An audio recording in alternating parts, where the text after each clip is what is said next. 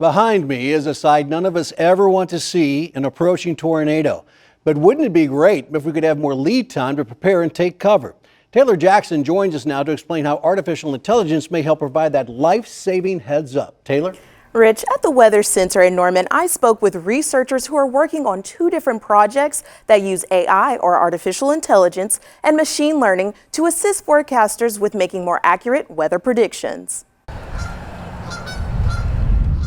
Dr. Amy McGovern is the director of one of 16 National Science Foundation institutes across the U.S.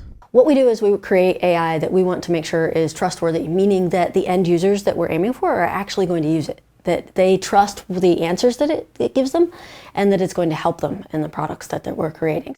She says they focus on conditions specific to Oklahoma like wind, hail, and thunderstorms to improve predictions. Trying to improve the prediction of those both at the scale of looking at what's going to happen tomorrow over the next few days, but also over the next hour.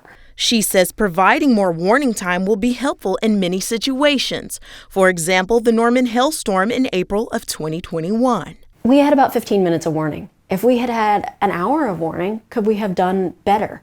And you know that if we had an hour of warning, people might not have paid attention to it, but if it was an hour of really reliable, trustworthy warning, they would have said, hey, I need to put my cars in the garage. Dr. McGovern says one of the main goals of the research is to simplify data for forecasters and viewers at home.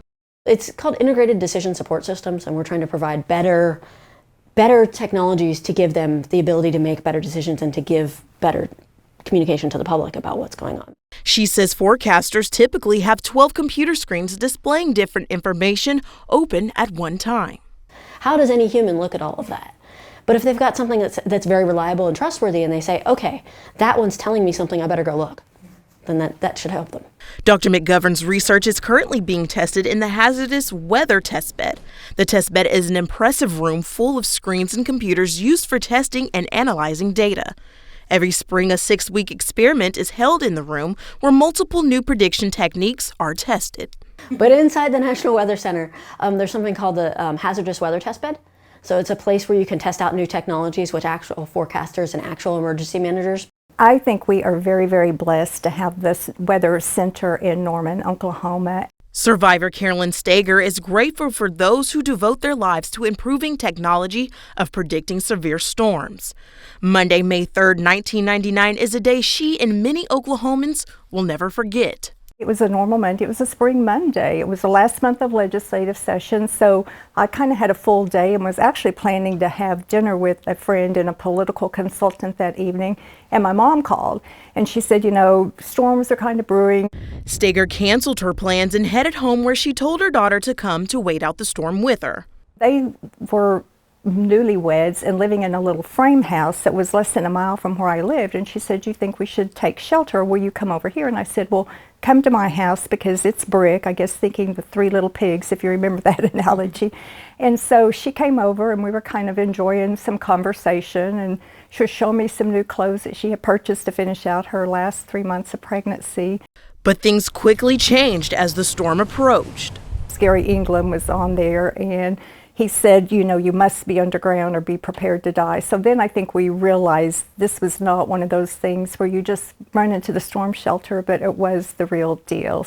Stager says by that time, the tornado was already in her neighborhood. We couldn't even, by that point, open the front door to even consider leaving because the wind forces. So we hurriedly cleaned out a closet that was underneath the stairwell, which would have been the centermost part of the house. Stager's home was completely demolished that day, and she and her daughter were both seriously injured. To cope with the tragic event, Stager wrote a book called A Twist of Faith about her experience.